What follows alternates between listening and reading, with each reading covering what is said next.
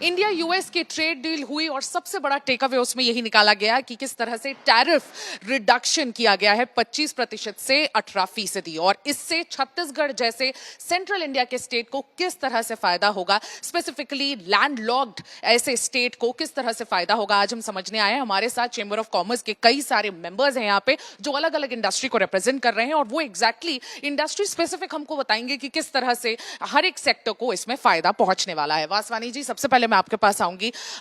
Electronics को बहुत ज्यादा फायदा शायद पहुंच सकता है क्योंकि इलेक्ट्रॉनिक जो रॉ मटेरियल्स भी है वो भी यहां से कहीं ना कहीं जाते हैं। सेमीकंडक्टर्स, अभी एआई डेटा सेंटर भी यहां पर आ रहा है, तो एक अच्छा सेंटिमेंट है इलेक्ट्रॉनिक्स को लेकर।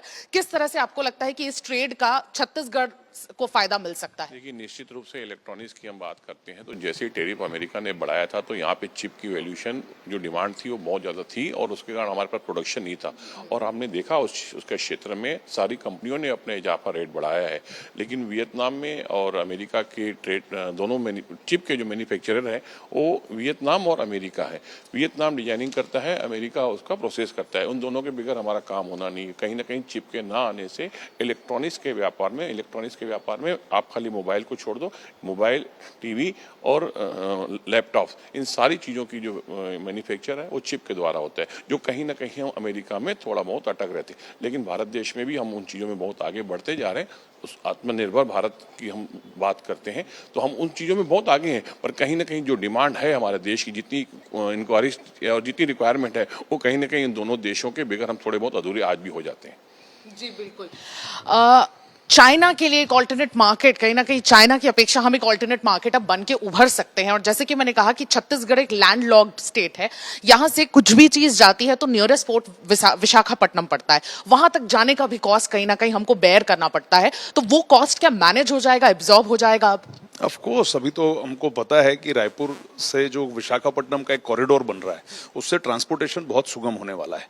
तो ये जो कॉस्ट वाला बात बोली आपने वो तो बहुत ही आसानी से मैनेजेबल है, कहीं कोई दिक्कत वाली बात नहीं है। अगर हम पूरे हिंदुस्तान का परिप्रेक्ष्य में देखें तो इस ट्रेड डील से जो सबसे बड़ा बेनिफिट है मैं आपको एक बताऊं, जैसे गारमेंट सेक्टर में अगर हम देखें तो यूएस में बिकने वाला 28% गारमेंट हिंदुस्तान से जाता है। अब गारमेंट, चूंकि मैं गारमेंट इंडस्ट्री को भी बिलोंग करता हूं, गारमेंट में यूएस के पास ऑल्टरनेट के रूप में बांग्लादेश है, यूएस के पास ऑल्टरनेट के रूप में वियतनाम है। लेकिन जब उसकी डिपेंडेंसी हिंदुस्तान के ऊपर बढ़ती है तो कहीं ना कहीं जो हमारे यहाँ पर गारमेंट का काम करने वाले छोटे लोग हैं, छोटी इंडस्ट्रीज हैं, उनको बहुत बूस्ट मिलता है।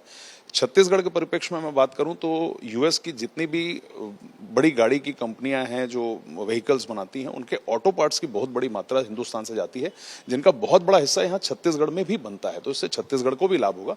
और मैं समझता हूँ इस पूरे ट्रेड डील से, ये जो ट्रेड डील यूएस के साथ हुई और इससे पूरी जो ईयू के साथ हमारी ट्रेड डील है, इन दोनों ही ट्रेड डील के कारण जो सेंटीमेंट्स हाई हुए हैं, इसका मार्केट में भी इंपैक्ट हम सबको दिखाई है बीते दिनों में, और मुझे लगता है बहुत पॉजिटिव से आने वाले दिनों के लिए। बिल्कुल।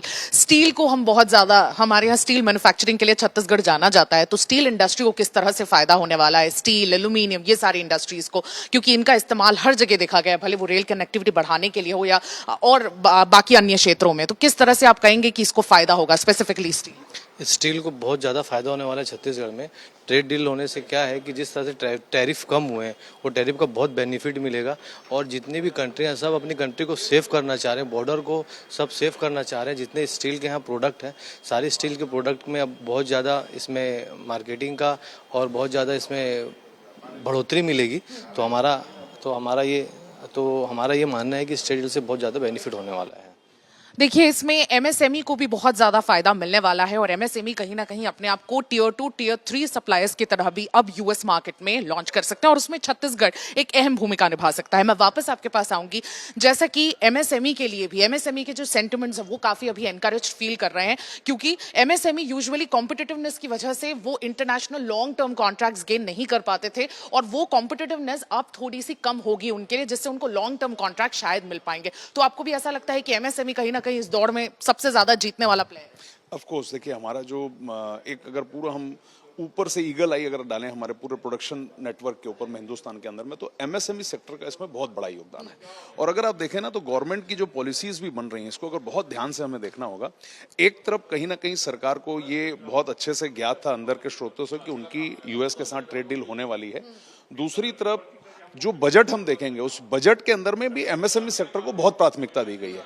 यानी कहीं ना कहीं एमएसएमई सेक्टर को बजट ने भी बहुत बूस्ट किया और इस डील ने भी बहुत बूस्ट किया है। एमएसएमई सेक्टर को एक कॉन्फिडेंस आता है कि जब ये टैरिफ वॉर से हम बाहर निकल चुके हैं तो एमएसएमई को एक फेथ आता है कि अब जो हम बिजनेस करने वाले जो हमारे ऑर्डर्स हैं वो लॉन्ग टर्म ऑर्डर्स हैं और ऐसी बीच में कोई प्रॉब्लम नहीं आएगी जिसके कारण उनके ऑर्डर्स आएंगे। तो एमएसएमई सेक्टर के लिए बहुत पॉजिटिव साइन है, बहुत पॉजिटिव साइन है। आपने एक सेंटिमेंट की बात कही थी, आपने कहा था कि कहीं ना कहीं बिजनेसेस जो है सेंटिमेंट से भी चलते हैं। डिमांड और सप्लाई एक प्राइमरी एक फैक्टर तो होता ही है, लेकिन सेंटिमेंट बूस्ट करने का काम भी जो गवर्नमेंट कर रही है वो बहुत अच्छे से इस डील से भी अचीव हो पाएगा। क्योंकि आपने कहा ईयू के साथ भी अभी डील साइन हुई है, हमारी अमेरिका के साथ भी डील साइन हुई है, तो कहीं ना कहीं ओवरऑल जो सेंटिमेंट बूस्ट हुआ है वो काफी पॉजिटिव है।